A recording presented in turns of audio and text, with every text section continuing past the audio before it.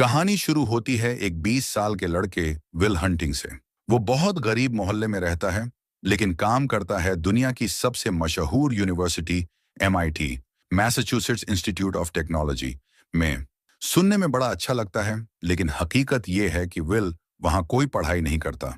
वो तो बस यूनिवर्सिटी की इमारतों की सफाई करता है। एक दिन जब वो गलियारे की सफाई कर रहा होता है, तभी उसकी नजर बोर्ड पर लिखे एक बहुत मुश्किल गणित के सवाल पर पड़ती है। ये सवाल लिखा था प्रोफेसर जेराल्ड लैम्बो ने। उन्होंने पूरे कॉलेज को चुनौती दी थी कि जो भी इस सवाल को हल कर लेगा, उसका नाम यूनिवर्सिटी की किताबों में छपेगा और उसे नाम और इज्जत दोनों मिलेंगे। विल उस सवाल को ध्यान से देखता है और उसका मन वहीं अटक जाता है। पूरे दिन वो उसी सवाल के बारे में सोचता रहता है, यहाँ तक कि जब अपने दोस्तों के साथ बार में होता है, तब भी उसका दिमाग उसी सवाल में उलझा रहता है। अचानक वो दोस्तों को छोड़कर सीधे अपने छोटे से पुराने घर चला जाता है, ताकि रात भर बैठकर उस सवाल को हल कर सके।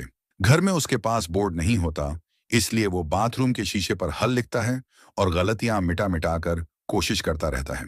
कई घंटों बाद आखिरकार वो सवाल हल कर देता है।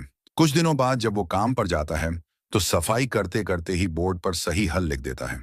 और जब प्रोफेसर लैम्बो बोर्ड पर लिखा हल देखते हैं, तो हैरान रह जाते हैं।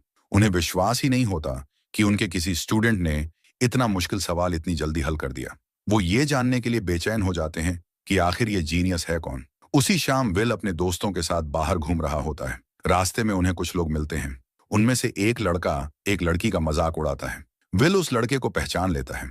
ये वही इंसान था जो बचपन में उसे बहुत तंग करता था। गुस्से में विल अपने दोस्त से गाड़ी रोकने के लिए कहता है और बिना सोचे समझे उतरकर सीधे उस पर हमला कर देता है। विल उसे मुक्का मारता है और देखते ही देखते दोनों ग्रुप के बीच लड़ाई शुरू हो जाती है।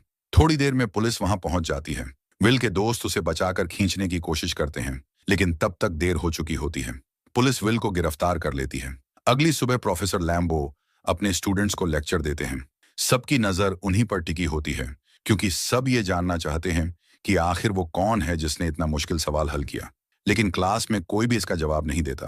प्रोफेसर थोड़े निराश होकर कहते हैं कि अगर किसी ने पिछला सवाल हल कर लिया है, तो अब मैं तुम्हें और भी कठिन सवाल दूंगा।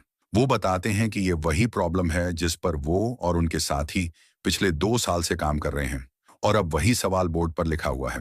इधर विल पुलिस स्टेशन से बाहर निकलता है और अपने दोस्तों को बताता है कि उसकी अगले हफ्ते कोर्ट की तारीख है। शाम को वो अपनी नौकरी पर जाता है और वहां फिर से बोर्ड पर लिखा एक आसान सा सवाल देखता है। जल्दी जल्दी उसे हल करने लगता है ताकि कोई देख न ले। तभी प्रोफेसर लैम्बो अपने ऑफिस से बाहर आते हैं और विल को बोर्ड पर लिखते हुए देख लेते हैं। वो गुस्से में पूछते हैं, तुम यहाँ क्या कर रहे हो? विल तुरंत माफ